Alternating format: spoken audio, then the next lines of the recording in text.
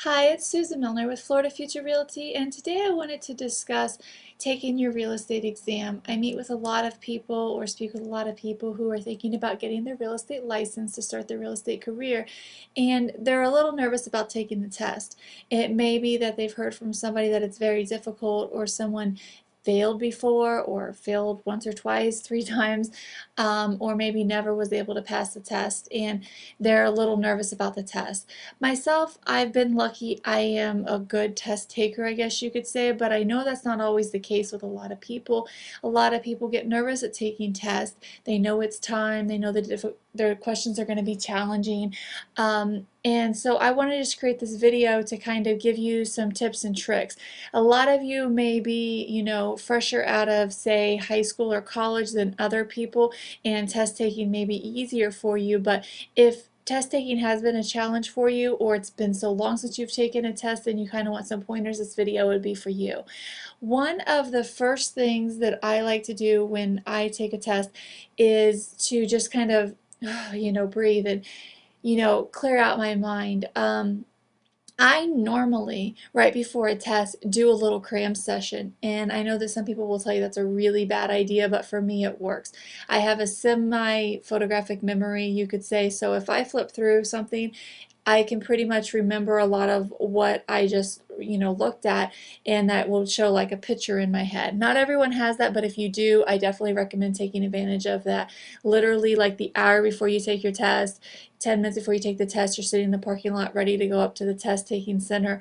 You just do that really quick, and it'll just refresh things in your mind, especially those things that have been a little difficult for you during studying, getting things confused and stuff like that, to refresh your mind right away. It gives you a little boost of confidence before you go into the test taking center. So I definitely recommend that. And then when I get there and I'm all signed in and everything, I just kind of like breathe and release and make sure that I'm not anxious or anything like that. And so then I start taking the test. And generally speaking, these tests are done on computers, at least here locally they are. So you don't have a piece of paper where you're looking at it.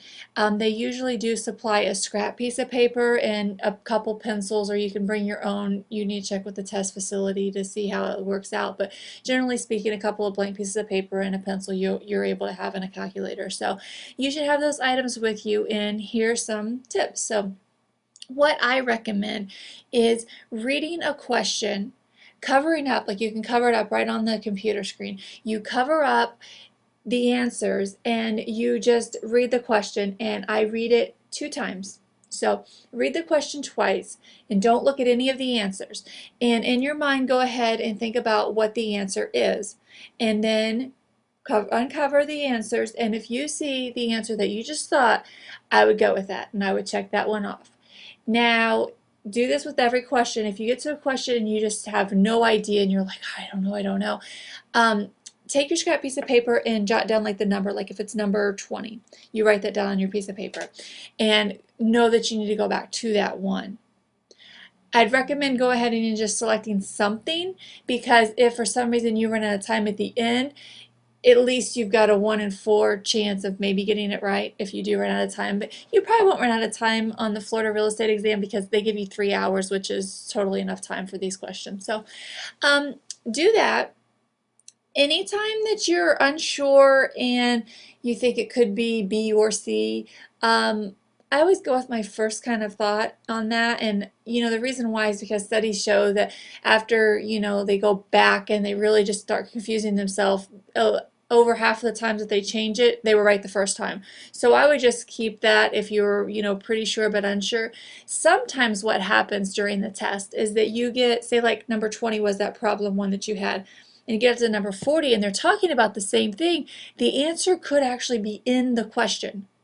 So if they have reworded the question in a way that that answer's there, you can remember, oh yeah, that was number 20, you had written it down here, and then you can go back to that afterward and you have your answer. So think about that, because a lot of times they kind of ask you the same questions in different ways, and sometimes depending on how the question was worded, the answer's actually in it for another one of the questions. So that's something to keep in mind.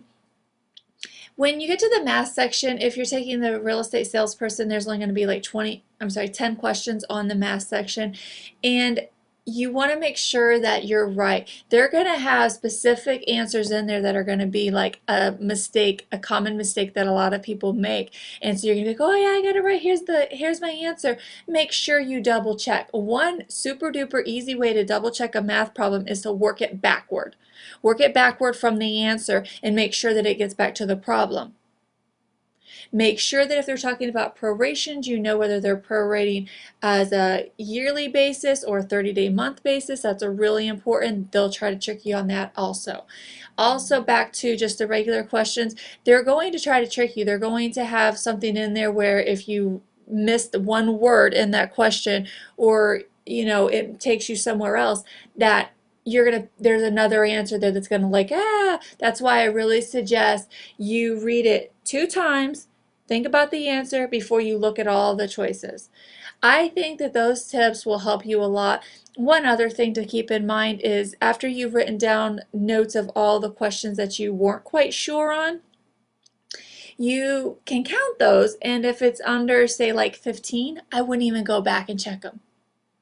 Because if you're going to get an 85 at least, even if you miss those 15 that you weren't sure about, why go back and stress yourself and then start changing your answers and then maybe looking at other questions and getting really confused? I would just walk away from it and go let them grade your test. So that's kind of another thing, so that you don't get all flustered about it, is just to, is there's less than like 15 or maybe even 20, because I think you have to, depending on where you're at, you have to score like a 70 or 75. If you've only maybe missed 10, don't go back and look at them. You're just going to get yourself all kinds of confused, and then you're going to say, well, maybe this is the answer here, and then maybe I got another one wrong here, and you're going to get yourself all worked up. So if you've only put marks on like 10, 15, maybe even 20 things, don't go back. So that's my tip, and hopefully you pass on the first try and you don't have to stress about it. Just keep in mind these simple tips, and I'll talk to you next time about choosing a real estate brokerage to work for. Again, this has been Susan Milner with Florida Future Realty. We're located in Cape Coral, and I'm always looking to hiring happy and motivated agents. So if you have any questions, give me a call.